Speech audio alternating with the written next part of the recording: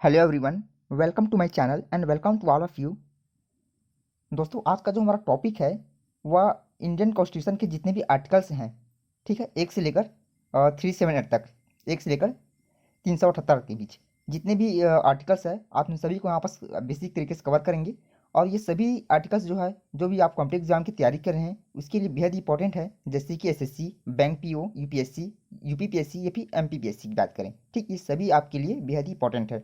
सो आप इस वीडियो को अच्छे से और लास्ट तक वॉचिंग करें। स्टार्ट करते हैं आर्टिकल पहले से। देखिए, यदि हम आर्टिकल्स की बात करें तो इंडियन कॉन्स्टिट्यूशन में टोटल जो है एक से लेकर 378, मतलब मैंने अभी वो बताया था कि 1 से लेकर 378 तक यहाँ पास टोटल आर्टिकल्स हैं। लेकिन अभी जो है हाल वर्तमान की बात करें तो इस टोटल कितना है यहाँ पास 400 हैं, क्योंकि इसमें जो कई ऐसे हमको उपखंड मिलेंगे जिसके तहत आर्टिकल्स एक से और दो भागों में इस प्रकार से बटा हुआ है। ठीक, तो स्टार्ट करते हैं पहले आर्टिकल से।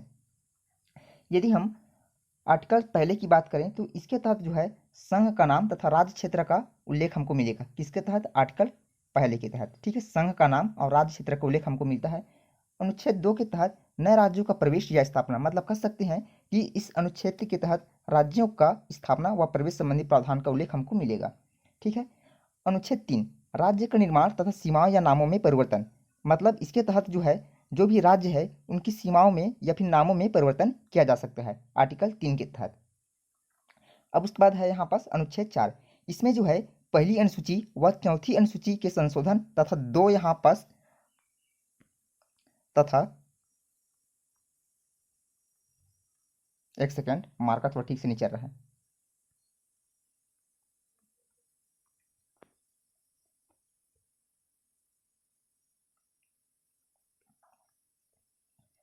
तो यहाँ पास क्या है, पहली अनुसूची और चौथी अनुसूची के संशोधन के तहत है यहाँ पास जो है नई गतिविधि यहाँ पास बनाई गई थी। किसके तहत? आर्टिकल 4 के तहत। ठीक, आप इसको ध्यान में अच्छे से रखेंगे।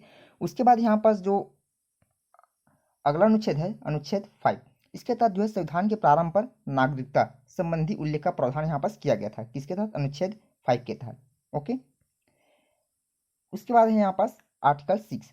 यहाँ पास भारत में आने वाले व्यक्तियों को नागरिकता, जो भी भारत आते हैं, मतलब विदेश से जो भी भारत आते हैं, तो उनको जो है भारत होने के भारतीयों का नागरिकता संबंधी प्रावधान का उल्लेख यहाँ पास किया गया था। किसके तहत? आर्टिकल 6 के तहत। और ज़्यादातर जो भी आप कॉम्पिटिटिव एग्जाम देते हैं उसमें ये वाला जो क्वेश्चन जो है आर्टिकल 6 में वर्णित जो भी क्वेश्चन है वो बेसिक तरीके से पूछे जाते हैं।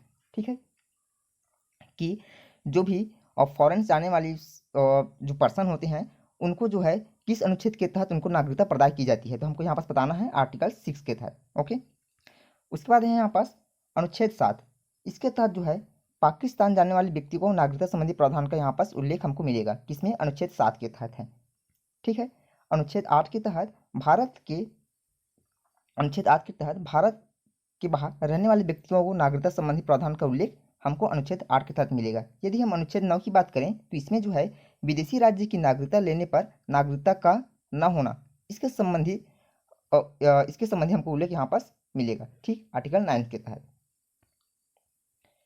अगला है यहाँ पास आर्टिकल 10, अनुच्छेद 10। इसमें नागरिकता के अधिकारों को बना रहना, मतलब जो भी भारतीय नागरिक है उनका जो भी अधिकार है वह इनको, मतलब इस आर्टिकल के तहत जो भी उनको प्रावधान संबंधी उल्लेख है वह हमको इसमें मिलेगा। किसमें? आर्टिकल 10 के तहत। ठीक है। उसके बाद है यहाँ पास आर्टिकल 11। इसके तहत संसद द्वारा नागरिकता के लिए कानून का विनिमय, मतलब आदान प्रदान संबंधी जो भी संसद द्वारा पारित किया गया है वह इनको नागरिकता, मतलब कह सकते हैं नागरिकों को यहाँ पास कानून का विनिमय का प्रावधान संबंधी उल्लेख हमको मिलेगा। ठीक, संसद की बात करें हम यदि संसद की, तो संसद 3 लोगों से मिलकर बना होता है। आई होप सभी को इसके बारे में पता होगा। ठीक है, संसद जो है 3 लोगों से मिला होता है। पहला कौन सा होता है इसमें?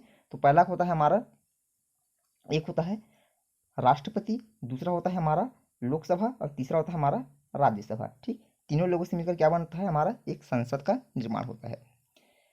उसके बाद यहाँ पास आर्टिकल 12। इसमें जो है राज्य की जो भी डेफिनेशन है, परिभाषा है, किसके मतलब राज्य की क्या विशेषता है, परिभाषा कैसी है, उस सभी तथ्यों को उल्लेख हमको मिलेगा अनुच्छेद 12 के तहत में।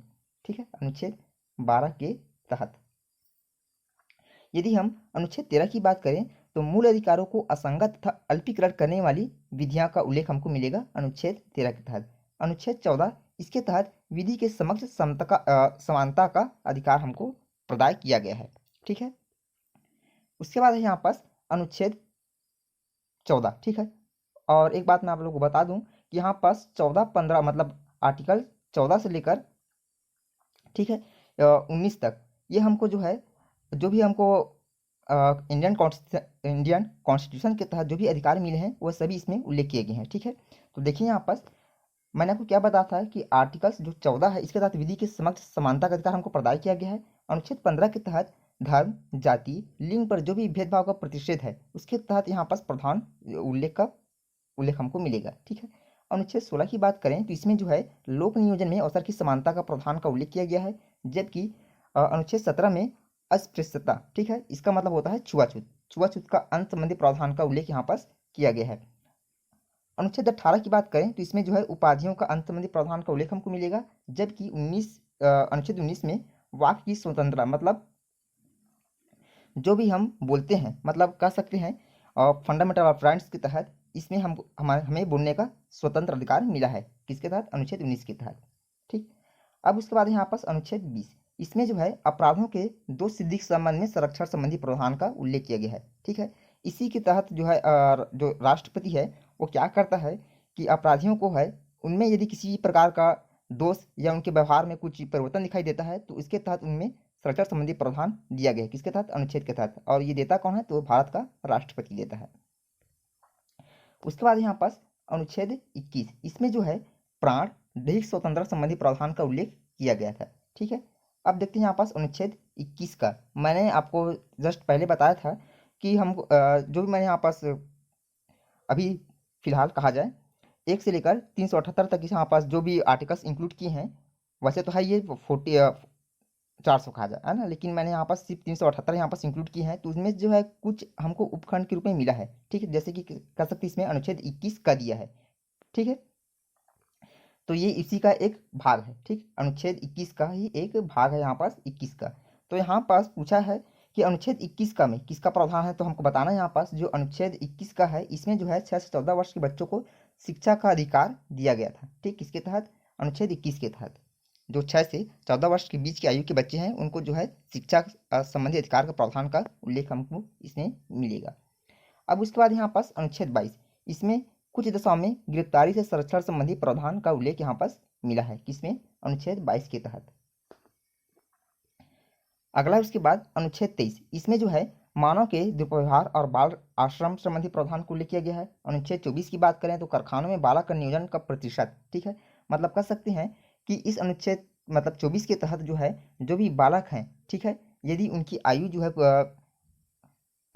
है यदि बाल आश्रम, जिसको कह सकते हैं कि उनकी जो आयु जो है श्रम की योग्य नहीं है, ठीक है, तो उनको जो है हम किसी प्रकार के श्रम में नहीं लगा सकते। ठीक है, अगला उसके बाद अनुच्छेद 25, इसमें जो है धर्म का आचरण और प्रचार की स्वतंत्रता संबंधी प्रावधान को उल्लेख किया गया था अनुच्छेद 25 के तहत। अनुच्छेद 26, धार्मिक कार्यों के प्रबंधन की स्वतंत्रता।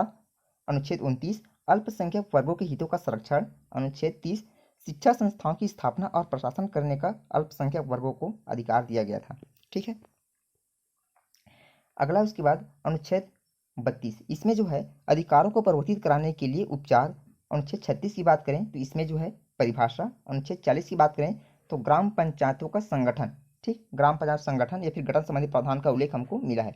ठीक है, उसके बाद अनुच्छेद है 48, इसमें जो है कृषि और पशुपालन संगठन संबंधी प्रावधान का उल्लेख का वर्णन है यहाँ पास अनुच्छेद 48 के तहत। अनुच्छेद 48 का की बात करें, अब देखिए यहाँ पास फिर इसका अनुच्छेद 48 का एक उपखंड हमको मिल गया। इसमें है अनुच्छेद 48 का में पर्यावरण, वन तथा वन्य जीवों की रक्षा संबंधी प्रावधान का उल्लेख मिला था। अनुच्छेद 49 की बात करें तो इसमें जो है राष्ट्रीय स्मारक स्थानों और वस्तुओं का संरक्षण किया गया। अनुच्छेद 50 के तहत कार्यपालिका से न्यायपालिका का पृथक्करण, मतलब इसको अलग किया गया। ठीक है, किसके? न्यायपालिका से कार्यपालिका से न्यायपालिका को अलग किया गया। अनुच्छेद 51 की बात करते हैं। अनुच्छेद 51 में इसमें जो है अंतर्राष्ट्रीय शांति और सुरक्षा संबंधी प्रावधान को उल्लेख किया गया। अनुच्छेद 51 का में मूल कर्तव्य। ठीक, एक क्वेश्चन हमारे से यहाँ बनेगा कि मूल कर्तव्य जो है भारतीय संविधान में किस देश से लिया गया है। ठीक है, तो ये जो लिया गया था ये रूस सोवियत संघ से लिया गया था। ठीक है, यदि मूल अधिकार की बात करें तो हमको बताना है कि मूल अधिकार जो है ये यूएसए मतलब अमेरिका के संविधान से लिया गया था, लेकिन यहाँ पास मूल कर्तव्य की बात करें तो इसमें हमको लेना है रूस सोवियत संघ से। ठीक है, उसके बाद है यहाँ पास अगला अनुच्छेद 52।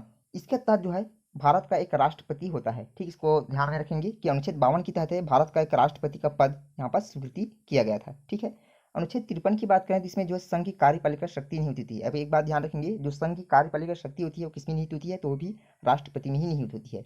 अनुच्छेद 14 की बात करें तो इसमें जो है राष्ट्रपति का निर्वाचन संबंधी प्रावधान का उल्लेख होता है। ठीक है, राष्ट्रपति का निर्वाचन संबंधी प्रावधान का उल्लेख होता है। अनुच्छेद 55 की बात करें तो इसमें जो है राष्ट्रपति के निर्वाचन की जो रीतियां हैं वह इसमें उल्लेख किया गया है। ठीक, अनुच्छेद 56 की बात करें तो इसमें जो है राष्ट्रपति की पदावधि का उल्लेख यहाँ पास किया गया है।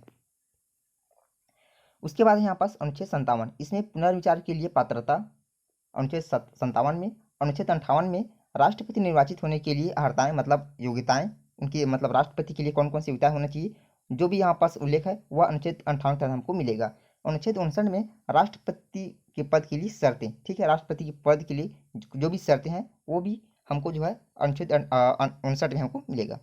ठीक, अब उसके बाद यहाँ पास अनुच्छेद 60, इसके तहत जो है राष्ट्रपति की शपथ संबंधी प्रावधान का उल्लेख किया गया है कि हमसे पूछ सकते हैं कि राष्ट्रपति की शपथ संबंधी प्रावधान संविधान के किस आर्टिकल्स में निहित है, तो हमको बताना है यहाँ पास। तो ये जो निहित है अनुच्छेद 16 में ये निहित है। ओके, और एक क्वेश्चन और बनता है यहीं से कि राष्ट्रपति हो गया या फिर न्यायाधीश हो गया या फिर राज्यपाल हो गया, ऐसा पूछ सकते हैं कि इनके जो शपथ संबंधी प्रावधान का उल्लेख है ये संविधान के किस अनुसूची में वर्णित है। तो हमको यहाँ से बताना है कि ये जो संविधान की 3री अनुसूची में वर्णित है। ठीक, मैंने आपको बताया था अभी कि संविधान में कितनी अनुसूचियां हैं, तो होती है 12 अनुसूचियां, और ये जो शपथ संबंधी प्रावधान है ये संविधान की 3री अनुसूची में वर्णित है।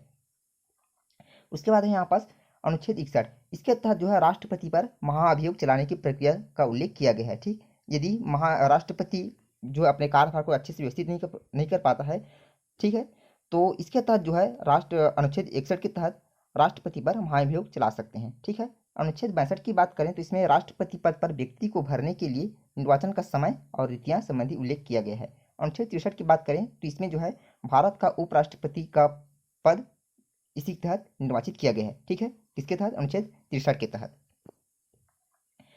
अब देखते हैं इसके बाद अनुच्छेद 64, इसके तहत उपराष्ट्रपति का राज्यसभा का प्रधान सभापति होता है। इसको आप ध्यान में रखेंगे, हमसे पूछ सकते हैं कि राज्यसभा का प्रधान सभापति कौन होता है, तो हमको बताना है उपराष्ट्रपति। अब उपराष्ट्रपति का पद ये पूछा जाए कि किस आर्टिकल के तहत निहित होता है, तो हमको बताना है कि आर्टिकल 63 के तहत यह एक रूप राष्ट्रपति का पद निहित होता है। ठीक, और उपराष्ट्रपति का ये पूछा जाए उपराष्ट्रपति का राज्यसभा का प्रधान सभापति होता है, तो हमको बताना है यहाँ पास आर्टिकल 64 में।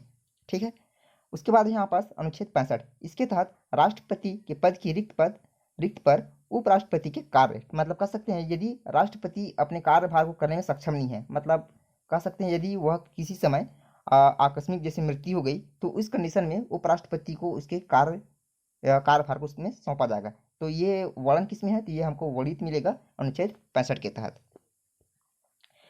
अगला आर्टिकल से यहाँ पास अनुच्छेद 66, इसके तहत उपराष्ट्रपति का निर्वाचन संबंधी प्रावधान का उल्लेख किया गया है। किसके तहत, अनुच्छेद 66 के तहत।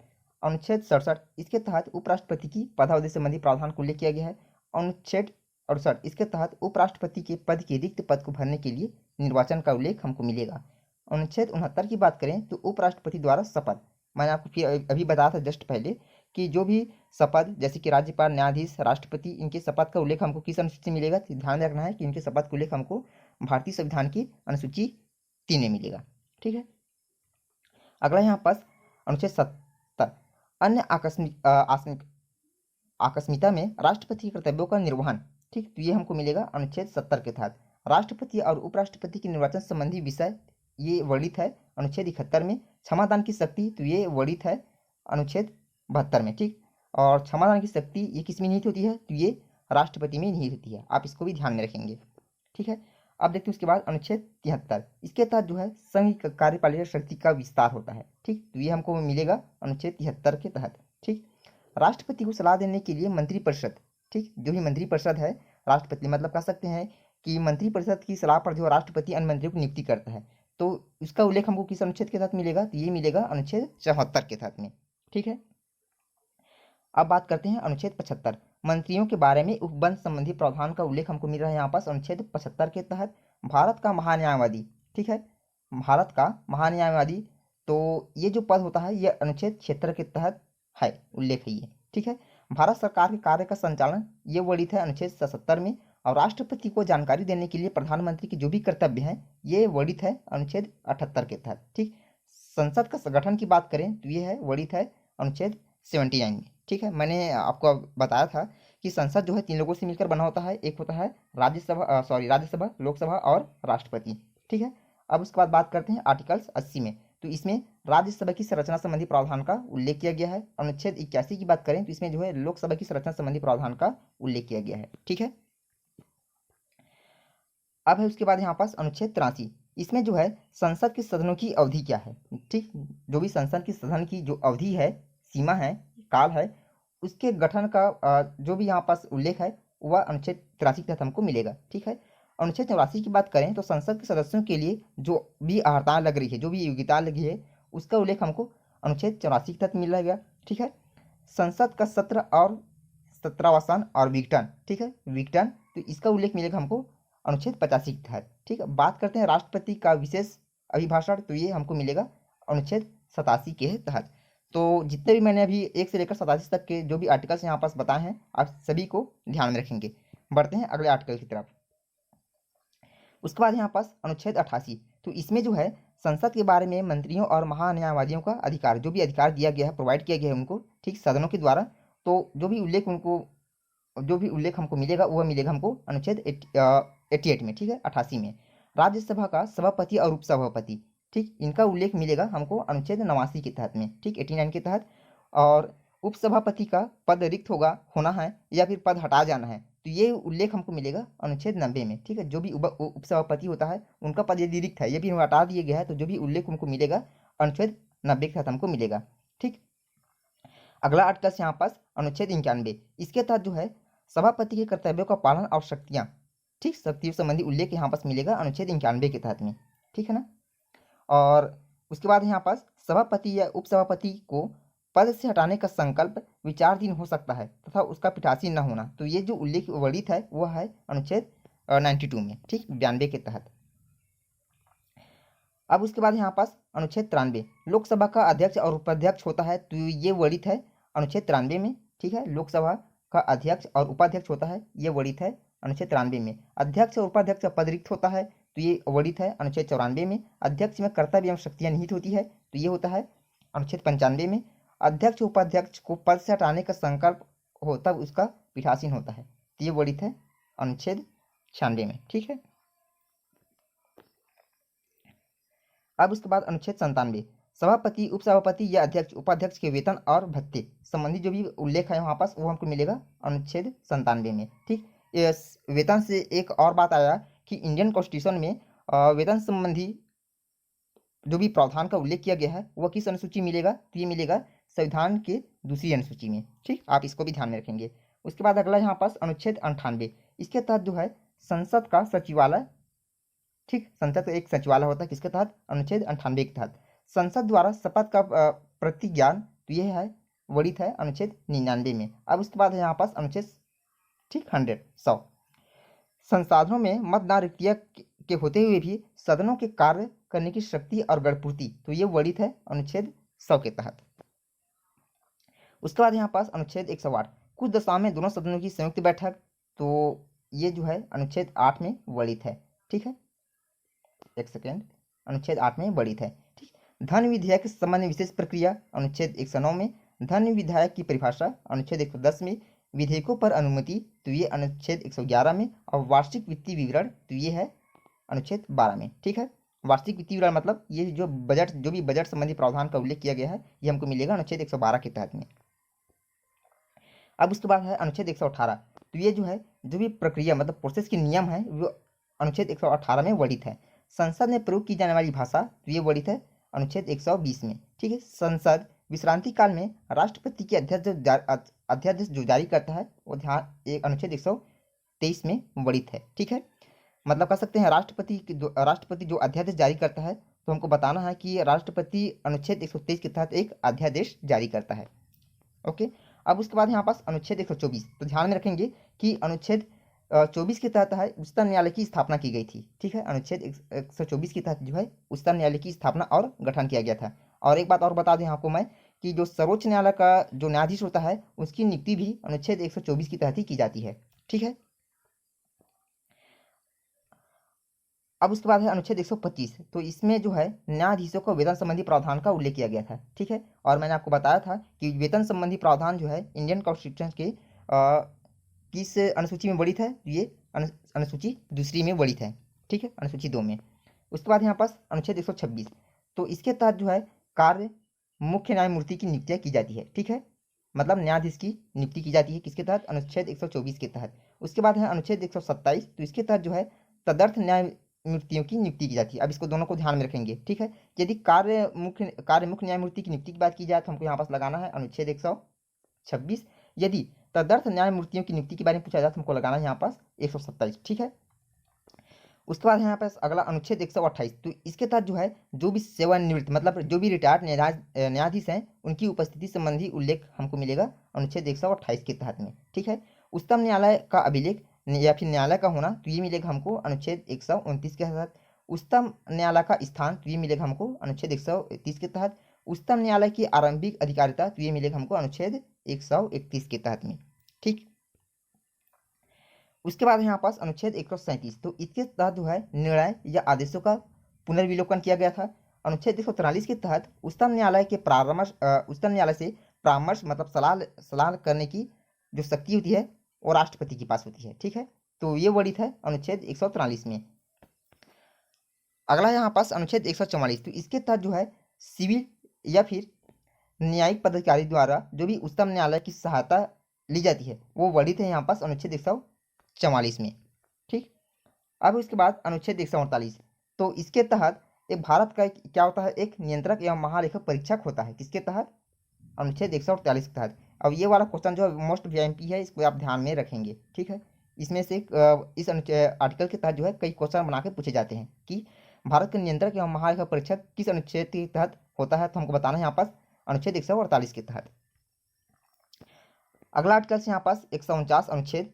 ठीक, तो यहाँ पास नियंत्रक महालेखा परीक्षक की कर्तव्य की शक्तियाँ। ठीक, मैंने आपको क्या बताया था इससे पहले कि इसमें जो है किसके तहत, अनुच्छेद 148 के तहत भारत का एक नियंत्रक एवं महालेखा परीक्षक होता है, जबकि अनुच्छेद 149 के तहत इन्हीं का मतलब नियंत्रक एवं महालेखा परीक्षक का जो भी कर्तव्य और शक्तियाँ होती है उसका उल्लेख हमको मिलेगा अनुच्छेद 149 में। ठीक है, बात करते हैं अनुच्छेद 150 की, तो इसके तहत राज्य संघ के राज्यों का लेखन का प्रारूप हमको मिलेगा अनुच्छेद 150 के तहत में। ठीक, ये इसी में वर्णित है।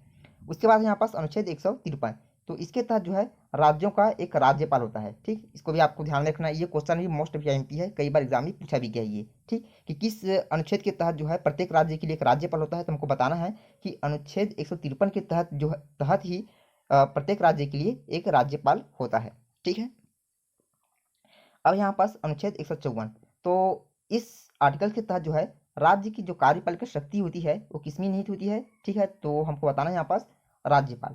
ठीक, तो अनुच्छेद 154 में ये वर्णित है। ठीक, तो राज्यपाल की नियुक्ति, तो ये राज्यपाल की नियुक्ति जो है अनुच्छेद 155 के तहत की जाती है, और राज्यपाल की जो भी पदाविधि है वो है अनुच्छेद 156 के तहत में। ठीक है, राज्यपाल की नियुक्ति की बात करें तो राज्यपाल की जो नियुक्ति की अर्हता है वह वर्णित है अनुच्छेद 157 में, मतलब राज्यपाल होने के लिए जो भी अर्हता लगती है, ठीक, वो वर्णित इसमें है अनुच्छेद 157 में।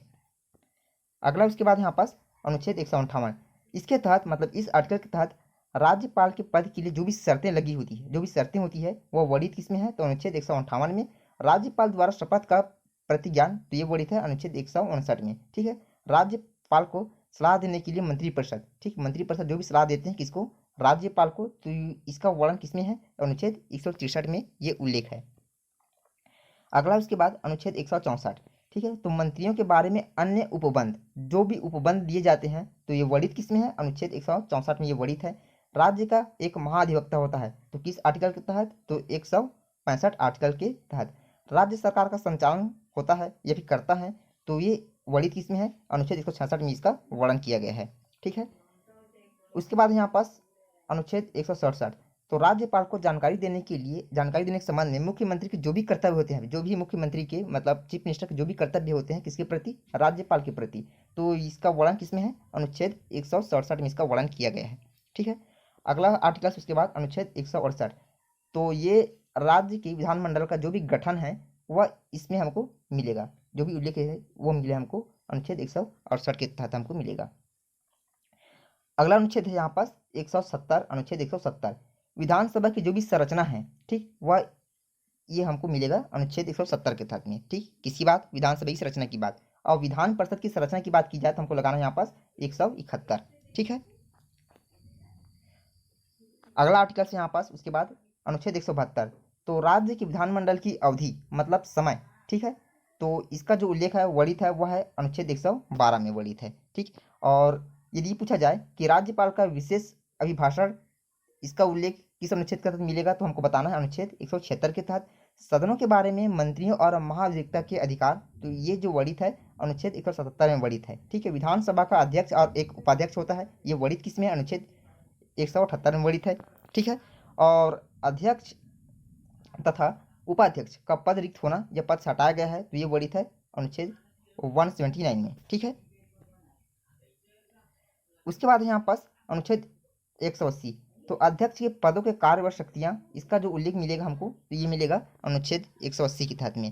अनुच्छेद 181 की बात करें तो इसमें जो है अध्यक्ष उपाध्यक्ष को पद से हटाने का कोई संकल्प पारित होने पर उसका पीठासीन या न होना, तो इसका वर्णन हमको मिलेगा अनुच्छेद 181 में। ठीक है, अब बात करते हैं अनुच्छेद 182, तो इसके तहत जो है विधान परिषद का सभापति और एक उपसभापति होता है, किसका, विधान परिषद का। ठीक है, अगला अनुच्छेद है यहाँ पास अनुच्छेद 183, सभापति उपसभापति का रिक्त पद होना या त्याग होना या पद से हटाना जाना, तो ये जो वर्णित है हमको मिलेगा उसका वर्णन अनुच्छेद 183 के तहत में। ठीक है, अनुच्छेद 184 की बात करें तो इसके तहत सभापति के पद के कर्तव्यों का पालन व शक्ति संबंधी जो भी उल्लेख मिलेगा उसका वर्णन है यहाँ पास अनुच्छेद 184 में। ठीक है, अनुच्छेद 185 की बात करते हैं, सभापति उपसभापति को पद से हटा जाने का संकल्प विचाराधीन होने पर उसका पीठासीन न होना, तो ये जो वर्णन है वो मिलेगा अनुच्छेद 185 के तहत में। अगला आर्टिकल है अनुच्छेद 186। ठीक, अध्यक्ष उपाध्यक्ष सभापति और उपसभापति के वेतन भत्ते संबंधी प्रावधान का उल्लेख किया गया है आर्टिकल 186 में। राज्य के विधानमंडल का सचिवालय, ठीक, सचिवालय, तो इसका उल्लेख हमको मिलेगा 187 के तहत। सदस्यों द्वारा शपथ का प्रतिज्ञान, ये मिलेगा हमको 188 में, अनुच्छेद 188 में। सदनों में मतदान रिक्तियां होने पर भी साधनों का कार्य करने की शक्ति और गणपूर्ति, ये मिलेगा अनुच्छेद 189 में। और इसमें जो अभी दिया है कौन सा, आर्टिकल 199 वाला, ये जो है बेहद ही इंपॉर्टेंट है। ठीक है, मोस्ट इंपॉर्टेंट है यहाँ पास, मोस्ट इंपॉर्टेंट। धन विदेश की परिभाषा संबंधी उल्लेख किसमें मिलेगा, हमसे ये पूछा जाएगा, तो हमको बताना है अनुच्छेद 199 में। अब उसके बाद अनुच्छेद 200, अब देखते हैं यहाँ पास विधायकों की जो अनुमति होती है उनका उल्लेख हमको मिलेगा किसमें, अनुच्छेद 200 में। ठीक, वार्षिक वित्तीय विवरण, तो इसका उल्लेख अनुच्छेद 200 में हमको मिलेगा।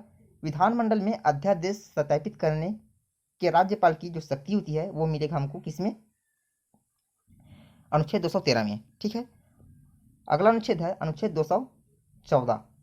यदि हम अनुच्छेद 214 की बात करें तो इसके लिए राज्यों के लिए एक उच्च न्यायालय की व्यवस्था की गई है, किसके तहत, अनुच्छेद 214 के तहत। अनुच्छेद 215 की बात करें तो उच्च न्यायालयों का अभिलेख एक न्यायालय होना चाहिए, ये किसमें वर्णित है, तो अनुच्छेद 215 में इसका वर्णित है। ठीक, उल्लेख किया गया इसमें। अनुच्छेद 216, इसमें जो है उच्च न्यायालय को गठन संबंधी प्रावधान का उल्लेख किया गया है। अनुच्छेद 217 की बात करें तो उच्च न्यायालय न्यायाधीशों की नियुक्ति एवं पद्धति, जो भी शर्तें हैं वह वर्णित है अनुच्छेद 217 में। अनुच्छेद 221 की बात करें तो इसमें जो है न्यायाधीशों का वेतन संबंधी प्रावधान को उल्लेख किया गया है। ठीक है, अनुच्छेद 222 की बात करें तो इसमें जो है एक न्यायालय से दूसरे न्यायालय में न्यायाधीशों का अंतरण किया जा सकता है, जो भी उल्लेख है या जो भी प्रावधान है उसका वह वर्णित है अनुच्छेद 222 में। ठीक है, कार्यकारी मुख्य न्यायमूर्ति के लिए नियुक्ति, तो ये वर्णित है अनुच्छेद 223 में। अन्य न्यायाधीशों की नियुक्ति की जाती है, तो ये किसके तहत की जाती है, अनुच्छेद 224 के तहत। ठीक, कुछ रीट निकालने के लिए उच्च न्यायालय की शक्तियाँ, तो ये है अनुच्छेद 226 में, इसकी 226 में ये वर्णित है। ठीक है, अगला अनुच्छेद है यहाँ पास 231, दो या अधिक राज्यों के लिए उच्च न्यायालय की स्थापना, तो इसका जो वर्णन किया गया है अनुच्छेद 231 के तहत किया गया है। जिला न्यायाधीशों की नियुक्ति तो ये वर्णित किसके तहत किया जाता है, तो अनुच्छेद 233 के तहत जो भी जिला न्यायाधीश है उनकी नियुक्ति यहाँ पर की जाती है, ठीक है, पोस्टिंग की जाती है। अगला अनुच्छेद है यहाँ पास 241, संघ राज्य क्षेत्र के लिए एक उच्च न्यायालय की व्यवस्था की जाती है, किस अनुच्छेद के तहत, तो अनुच्छेद 241 के तहत। अनुच्छेद 243 की बात करें तो इसके तहत जो है पंचायत, नगर पालिकाएं एवं सहकारी समिति का प्रावधान को उल्लेख मिलेगा। हमसे ये पूछा जाएगा कि इंडियन कॉन्स्टिट्यूशन में किस भाग के तहत जो है नगर पंचायत समिति प्रावधान को उल्लेख किया गया, तो हमको बताना है कि इंडियन कॉन्स्टिट्यूशन के भाग 9 में, ठीक है, इंडियन कॉन्स्टिट्यूशन के भाग 9 में पंचायत संबंधी प्रावधान का उल्लेख किया गया है। और इसके भाग 9 के भी अपने एक दो उपखंड होते हैं, जिनमें हमारा एक आता है नगर पालिका और दूसरा आता है हमारा सहकारी समिति, ठीक, आप इसको भी ध्यान में रखेंगे। अगला उसके बाद अनुच्छेद 224, इसके तहत अनुसूचित क्षेत्रों एवं जनजाति क्षेत्रों का प्रशासन की व्यवस्था की गई है। अनुच्छेद 248 की बात करें तो अवशिष्ट विधायी शक्तियाँ, इसके तहत प्रावधान को उल्लेख किया गया है। 2 या अधिक राज्य के लिए सहमति से विधि बनाने की संसद की जो शक्ति होती है, वह इस शक्ति का जो भी उल्लेख किया गया है वह अनुच्छेद जो भी अनुच्छेद है वह बोलत में अनुच्छेद 252 में ये वर्णित है, ठीक है। अगला यहाँ पास अनुच्छेद 254, तो इसके तहत जो है दोस्तों संसद द्वारा बनाई गई विधियों और राज्यों के विधानमंडल द्वारा बनाई गई विधियों में असंगति संबंधी प्रावधान का उल्लेख किया गया है, किसमें, और ये वर्णन किसमें है, तो अनुच्छेद 254 में ये वर्णित है। बात करते हैं हम 256 अनुच्छेद 256 की, तो इसके तहत जो है राज्यों और संघ की बाध्यता संबंधी उल्लेख किया गया है, ठीक, इसके तहत अनुच्छेद 256 के तहत कुछ दशाओं में राज्यों पर प्रतिबंध राज्यों पर नियंत्रण संबंधी प्रावधान का उल्लेख किया गया है, तो ये किसमें किया गया है, आर्टिकल्स 257 के तहत, ठीक। अगला यहाँ पास अंतर्राज्यिक नदियाँ या नदी दोनों के जल संबंधी विवादों का न्याय या फिर निर्णय, तो ये वर्णित है अनुच्छेद 262 में। अंतर्जातीय विकास परिषद का गठन, ठीक, तो ये वर्णित है अनुच्छेद 263 में। अगला आर्टिकल है यहाँ पास अनुच्छेद 266, तो इसमें जो है संचित निधि का उल्लेख किया गया है। आकस्मिकता की निधि, तो ये वर्णित है 266 में। संघ द्वारा उद्ग्रहित संग्रहित किंतु राज्यों को सौंपे जाने वाले कर, तो ये वर्णित है 269 में, ठीक। अनुच्छेद 270 की बात करें तो संघ द्वारा इकट्ठे किए गए संघ राज्यों के बीच वितरित किए जाने वाले कर, तो ये वर्णित है अनुच्छेद 270 में।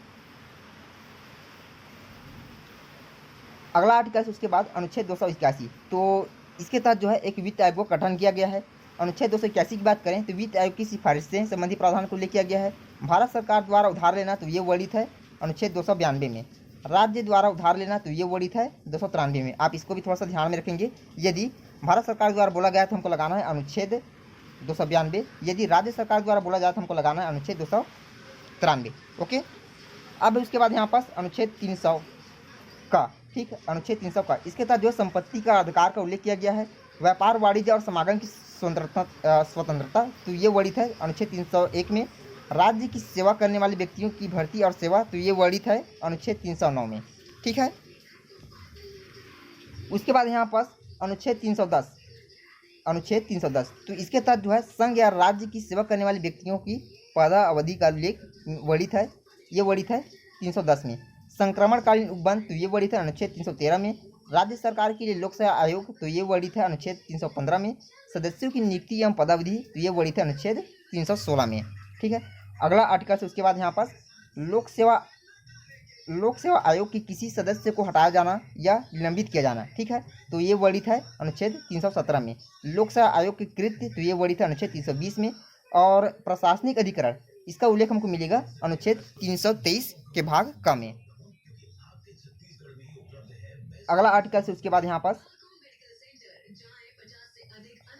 अन्य विषयों के लिए अधिकरण, तो अधिकरण संबंधी प्रावधान को उल्लेख हमको मिलेगा अनुच्छेद 323 ख में, ठीक है। निर्वाचनों के लिए अधीक्षण, निर्देशन व नियंत्रण का निर्वाचन आयोग में निहित होना, तो ये वर्णित है अनुच्छेद 324 में। यहाँ से ये भी मोस्ट क्वेश्चन यहाँ पास कौन सा, आर्टिकल 324 से। यदि ये पूछा जाए कि इंडियन कॉन्स्टिट्यूशन में किस भाग के तहत निर्वाचन संबंधी प्रावधान को उल्लेख किया गया है, तो ये जो किया गया है भाग 15 में ये वर्णित है, ठीक है। कौन से भाग में ये वर्णित है, तो ये बताना है हमको, भाग 15 में ये वर्णित है। उसके बाद यहाँ पास